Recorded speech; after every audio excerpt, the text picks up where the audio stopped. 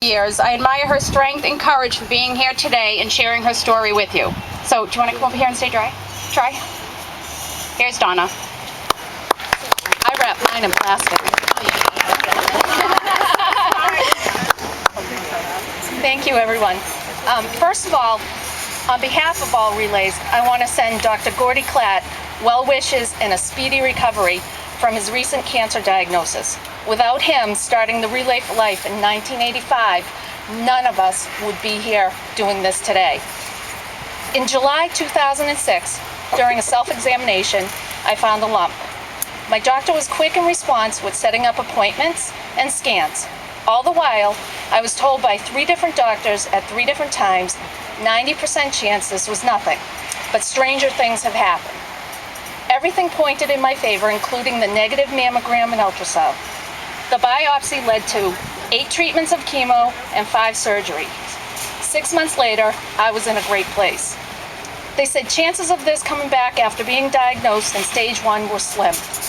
They also said having a mastectomy is a prophylactic measure and will reduce your chances of recurrence, but stranger things have happened.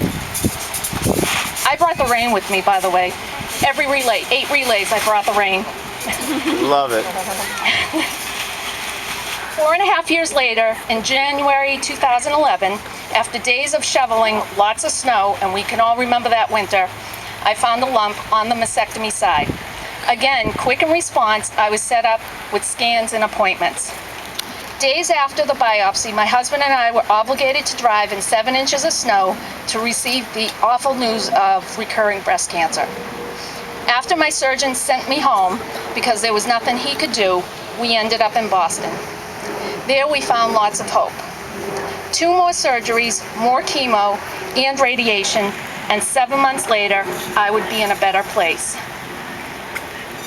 I remember reading a study on how to reduce your chances of breast cancer. It said if you eat right, exercise regularly, and maintain a healthy weight, you significantly decrease your chances of developing cancer. That was a strange thing to read because I am a 2nd-degree black belt who has maintained my same size since high school. October 2011, only 2 weeks after finishing radiation, during a self-examination, I found a lump, yet again, on the mastectomy side. The assumption was it was a swollen lymph node from a sinus and ear infection. One of my doctors said to me, "It's not likely to be cancer, but stranger things have happened."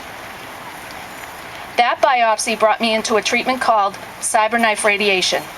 This is a much different and more targeted form of treatment with minimal side effects. This was a true advancement in cancer treatments you always hear about.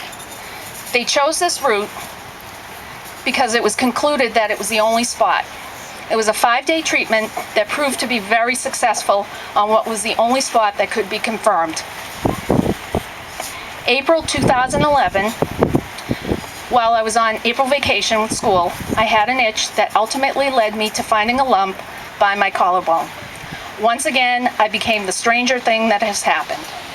I am now in a clinical trial that seems to be working well so far, but adjustments still need to be made. I've had only 1 treatment, and there have been some bumps in the road.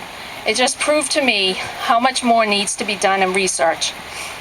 Along this journey, I've learned so many things. First of all, I learned how important it is to know your own body. 4 times, I found the lumps. Early detection starts with us knowing our bodies, then hoping the scans work. I've learned it's okay to be sad and angry, as long as you process the feelings and rise above the negativity. It takes time, but it can be done.